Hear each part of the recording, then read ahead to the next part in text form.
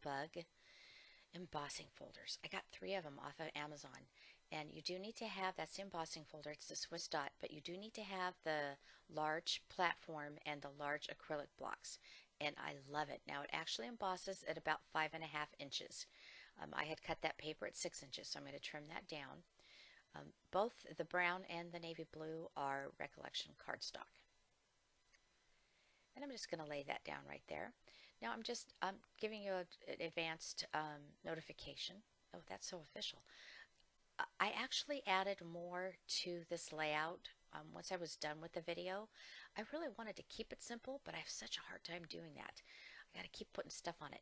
Now, this is a new thing that I've been kind of playing around with. Now, with this just being Recollection cardstock, you're not going to get the same effect as if you had the Tim Holtz paper where you emboss a design and then you use your sanding tool, but you can still see it on the layout. Now you'll see in here it's going to be hard to see it on this layout. The other kind of paper is the coordinations, and I've seen those both at Michael's and Joann's and Hobby Lobby. So you know, if you want to do this on a card or a layout or any kind of project, it's really cool. I'm just going to go as fast as I can here and get those lines. And I did, you know, every 1/8 inch. You can do 1/2 inch. That'd be fine too. But I'm not going to sand anything. Now I'm doing it where I flipped it over so that the actual lines would pop up on the other side.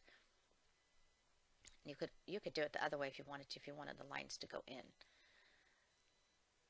And I'm going to flip this over here in 1 second, trying to go as fast as I can. And you cannot really see the effect of it on the video. It's too bad because it's really cool. So let's go ahead and I got this washi tape at Michael's. It's so cool. It was on their clearance rack and it's so big. I've never seen anything like that. So I got that, and I actually wanted to put it right there on the layout right there and then, and I just spaced out and didn't do it. So I did a little bit later. Changed my mind about something. I had to change my mind. Okay, so those are spellbinders, and I call those index dies, and it came with those 2, and it has a couple other little pieces, but not the borders. It didn't come with the border dies. So I'm going to tuck that in there. Long story short, my next door neighbor asked my son Jordan to dog sit last summer, and they were gone for 10 days. So he had quite a responsibility. I had to go in the morning to let him out of his crate and feed him and all that stuff. So then put him in at night and feed him. So he did a really good job. I was very proud of him. He loves this dog. This is a very old Labrador, and he's got real bad arthritis, so he's loves to go in the pool. I know I've got arthritis as well, and I know how wonderful it is just to float in warm water. It feels great. So that's going to be my journal tag. I've used quite a bit of scraps. I have a folder with, you know, animal prints and stuff like that. And I just pulled from that folder. The one in the middle between the 2 pictures says dog on it. I'm not sure if you can see that. So I want to put BFF. And I had a capital B and then 2 small F's. Now I've fussed with these quite a bit on this video as well as once I was done with the video. Now I'm going to be using the washi tape. Look at how wide that is. That's great. Seriously, I've never seen washi tape this wide. And there's that love-hate relationship that I have with my washi. Love washi, but I always fight with it. I'm finally going to get it so that it's all even. And I'm going to put it right there on the line where the brown and the blue are.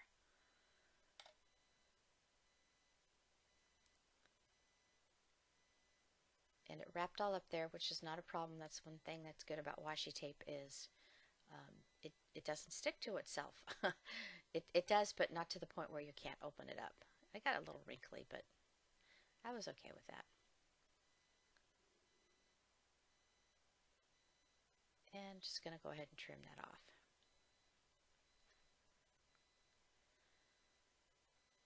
Now I'm going to put some at the bottom.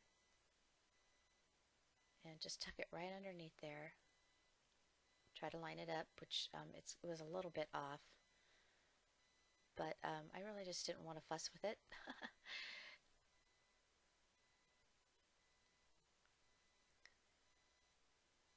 This is a very simple, clean layout in the beginning, and I'm really trying to get better at that.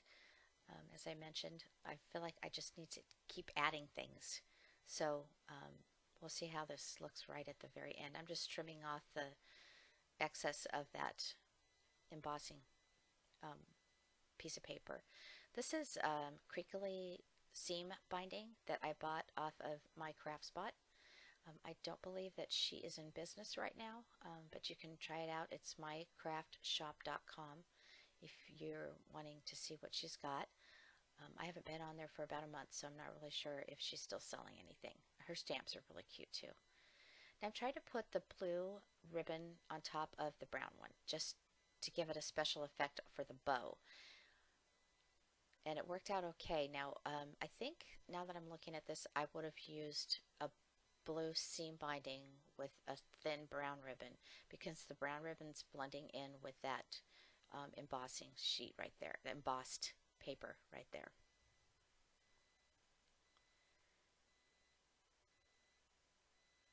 And I'm going to go ahead and just trim that off. I want to get the blue to show a little bit.